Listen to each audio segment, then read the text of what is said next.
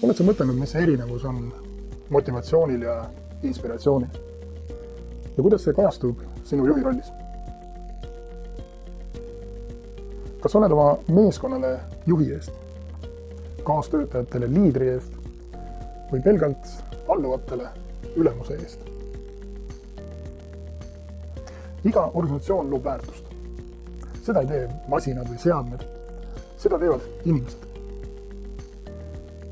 Ja iga motiveeritud kaastöötaja juhindub ettevõtte eesmärkidest ja oma isiklikest eesmärkidest. Me igaüks tahame olla vajatud ja hinnatud. Ka sina juhina. Kuidas siis tõusta motiveerivast juhist inspireeriva liidrina?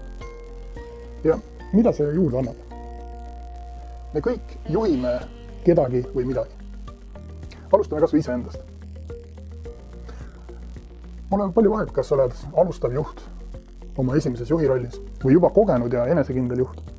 Kas sa juhid väikeseid spetsialisti meeskondasid või suurt organisatsiooni. Juhi olemuslik roll ja suhe sellest ei muutu. Muutuv tegur on juhi tunnetuslik lähenemine ja kommunikatsioon selles rollis. Ma tahan sind selles arengus aidata ja avada sinu tegelik potentsiaal empaatilise, inspireeriva juhi tasandi saavutamiseks. Ole homme terviklikum ja teadlikum oma juhi rollis ja võimesta ja inspireeri oma kaastöötajaid olema oma erialases ja tööalases parimas vormis.